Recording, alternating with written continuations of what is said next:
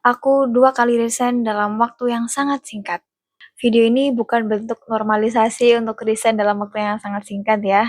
Cuman aku ingin menjadi teman buat kamu yang mungkin juga ngerasain hal yang sama seperti aku sebelumnya. Dulu aku akan menyimpan kejadian ini sendirian, aku akan nggak ngasih tahu ke orang lain karena aku ngerasa malu gitu ya.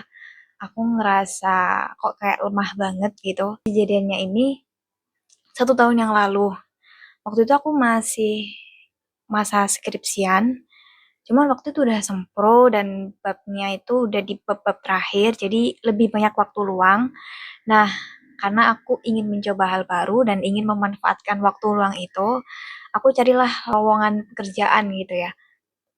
Terus ketemu sama satu lowongan pekerjaan dan aku coba apply di sana, aku keterima. Jadi aku literally bertahan cuman 2 bulan doang di sana waktu masa training itu. Terus aku nggak bisa melanjutkan itu sampai selesai. Dan waktu itu yang sampai bikin aku memutuskan buat resign adalah karena bener-bener burn out banget.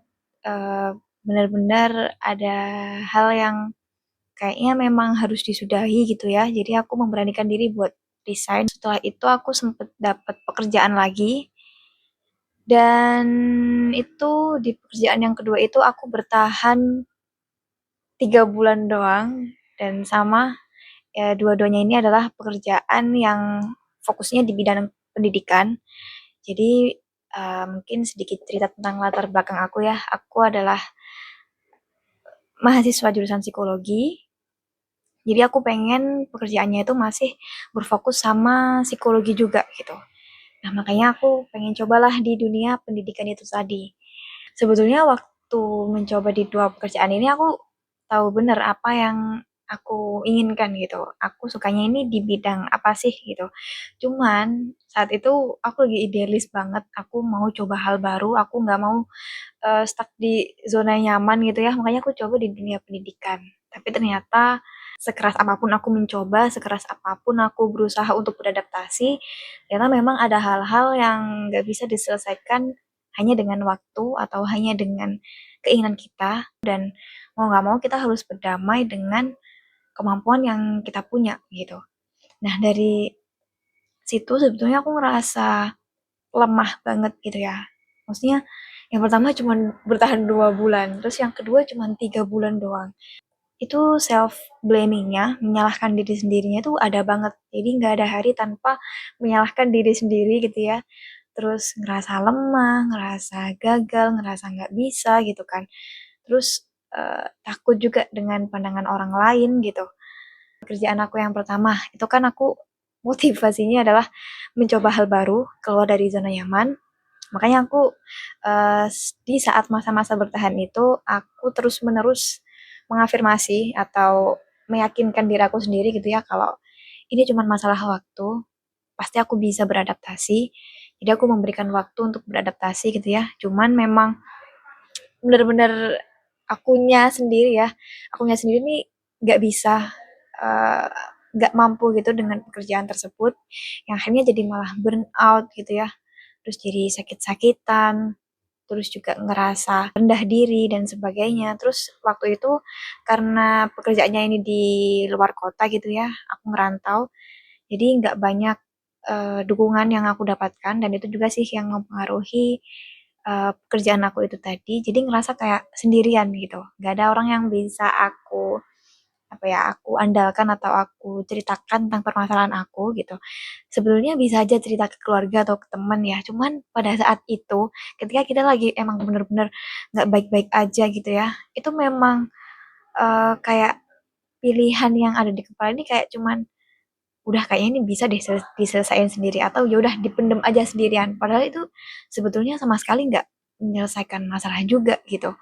Jadi dari pekerjaan yang pertama itu aku sadar kalau pekerjaan itu bukan hanya tentang uang atau rasa nyaman kita, tapi juga tentang apakah kita siap untuk susah akan pekerjaan tersebut.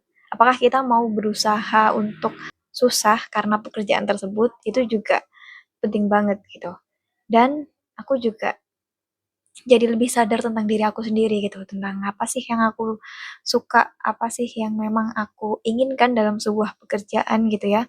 Nah, dari dua pekerjaan itu aku juga jadi lebih tahu tentang limit, tentang energi yang aku punya. Jadi aku jadi lebih paham kalau ternyata aku bisa mendapatkan lebih banyak energi kalau aku kerjanya ini sendirian atau dalam suatu lingkup yang kecil gitu, nggak yang besar atau dengan banyak orang gitu. Dan energi yang kita punya itu juga sedikit banyak akan mempengaruhi pekerjaan kita juga gitu. 1 bulan, 2 bulan pertama setelah 2 kali resign itu aku ngerasa berat banget gitu ya, ngerasa terus menyalahkan diri sendiri.